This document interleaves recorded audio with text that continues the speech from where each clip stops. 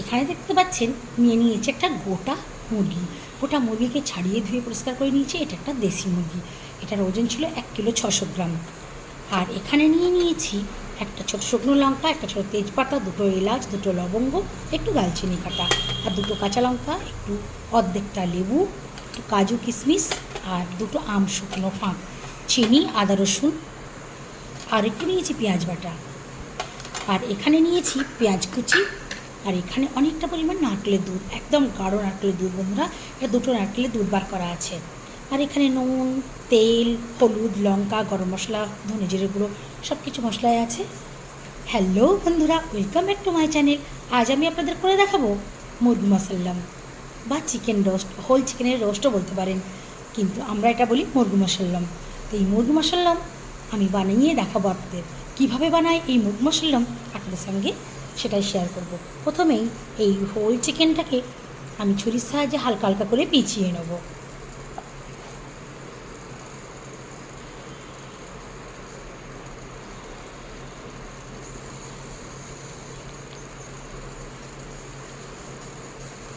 দেশি চিকেন খুব বেশি বড় নিলে শক্ত হয়ে যাবে।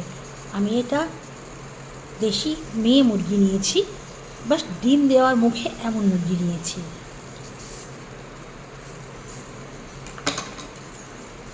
আমার এটা পেঁচানো হয়ে গেছে। এবারে আমি লেবুর রসটা দিয়ে দেবো।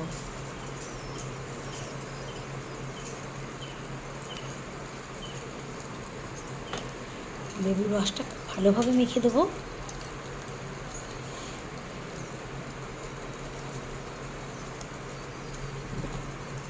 আর সঙ্গে দেবো অল্প একটু নুন।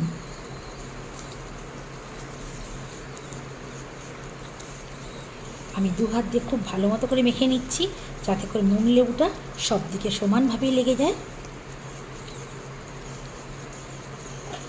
একটু এর ভেতরেও দিয়ে দেবো।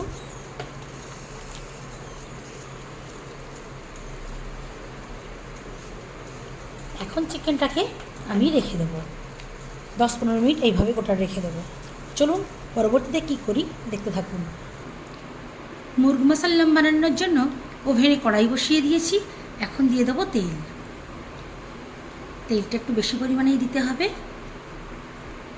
এখন গরম তেলের মধ্যে দিয়ে দেবো 2টো এলাচকে ফাটিয়ে আর একটা লবঙ্গ। তেল গরম হয়ে এসেছে আর চিকেন আধ ঘন্টারও বেশি ম্যারিনেট করা হয়ে গেছে।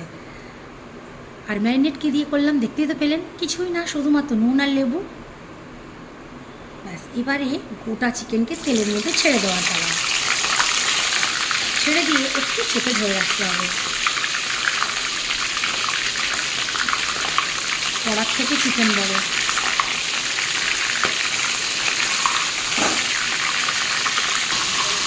এতটা বড় বন্ধুরা আমার এই খুন্তির সাহায্যে উল্টানো সম্ভব হয় না। আমি একবার অফ ক্যামেরায় উল্টিয়ে দিয়েছি। এই দিকটা একটু ভালোভাবে হয়ে যায়, আবার এই দিকটা আরেকবার উল্টে দেবো।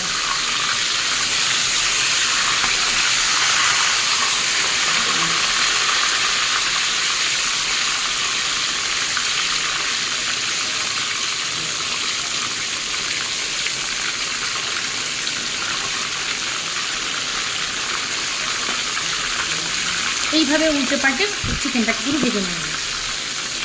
ভাজা হয়ে যাওয়ার পর ফিরে আসছি।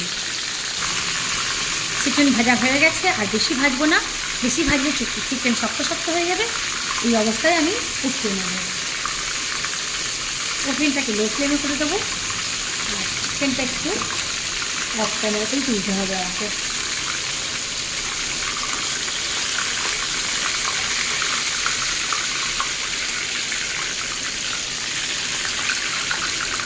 হয়েছে, এইভাবে জল ঝালিয়ে উঠিয়ে রাখবো। আর ওভেনে যে তেলটা আছে এই তেলের মধ্যে দিয়ে দেবো কুচনো পেঁয়াজ। কুচনো পেঁয়াজ ভালো করে ভাজতে থাকবো।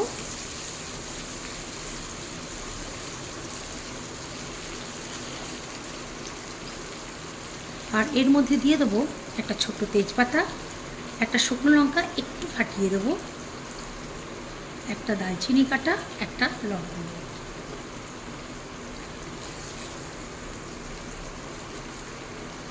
এটাকে চিকেনটাকে হাইয়ে দিয়ে দেবো।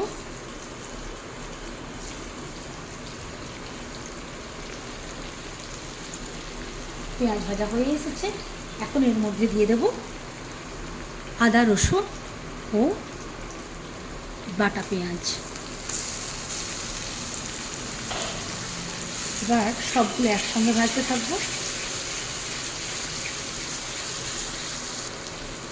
আদা রসুন 50% মতো ভাজা হয়ে গেলে এর মধ্যে দেব কাজু ও কিশমিশ। কাজু কিশমিশটাও এর সঙ্গে ভাজতে থাকবো।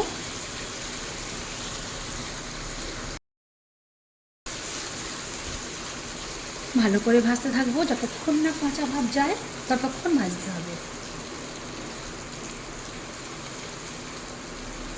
তেল বেশি আছে বলে বন্ধুরা বোঝা যাচ্ছে না, বাট ভাজা খুব ভালোভাবে হয়ে গেছে।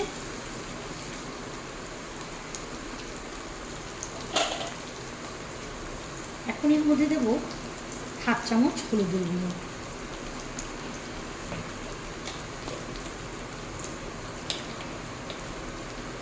আর দেবো 1/2 চামচ লঙ্কা গুঁড়ো, 1/2 চামচ ধনে জিরে গোলমরিচের গুঁড়ো।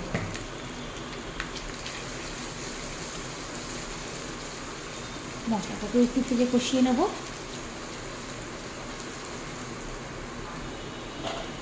এখন দিয়ে দেবো এর মধ্যে ধুয়ে রাখা দুধ।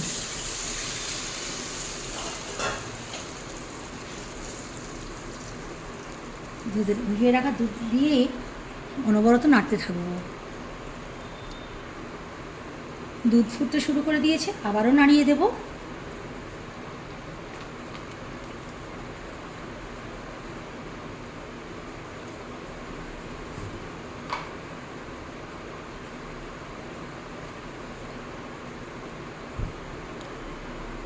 এখন এর মধ্যে দিয়ে দেবো 1/2 চামচ নুন, 1.5 চামচ মতো চিনি আর 2টো আমশুকনো। নুন চিনি টক দিয়ে অনবরত নাড়তে থাকবো।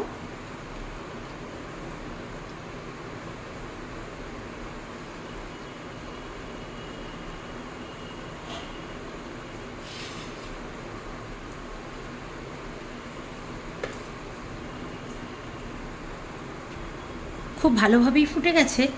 এবারে চিকেনটাকে আস্তে আস্তে এর মধ্যে দিয়ে দিতে হবে। মধ্যে কথা হলো এই দুধের উপরেই চিকেনটা সেদ্ধ হবে।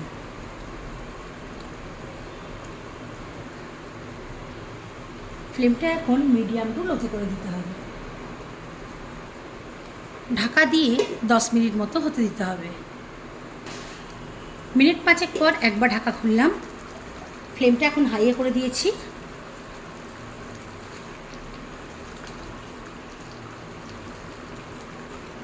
চিকেন সেদ্ধ হতে এখনও বাকি। আবার ও মিডিয়াম টু লো ফ্লেমে বসিয়ে দেবো আরও 10 মিনিটের জন্য। ফিরে আসলাম 10 মিনিট পর। গ্রেভিটা অনেকটাই কমে গেছে। ফ্লেমটা এখন হাইয়ে করে দেবো। চিকেনটাকে আরও একবার উল্টিয়ে দেবো। এখন চিকেনটা অনেকটা নরম হয়ে গেছে আর ছোটো মতো হয়ে গেছে, মানে কড়ার সঙ্গে সেটিং হয়ে গেছে। চিকেনটা দেখুন কতটা সফট হয়ে গেছে। নুনটা একটু চেক করে নিলাম, নুনটা একেবারে ঠিকঠাকই আছে। ওপর থেকে দিয়ে দেবো আরও একটু গাঢ় দুধ। অবশ্যই এটা নারকেলের দুধ।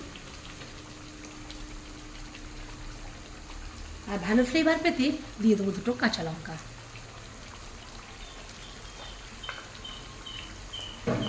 আর একটু দেবো গরম মশলার গুঁড়ো।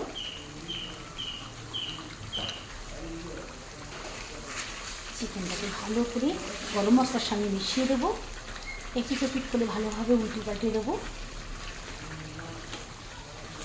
যেহেতু এই দুধটা এই মাত্র দেওয়া হয়েছে, এই দুধের কাঁচা ভাবটাও চলে যেতে হবে।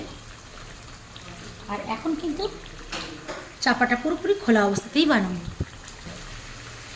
এখন এটা কমপ্লিট হয়ে গেল।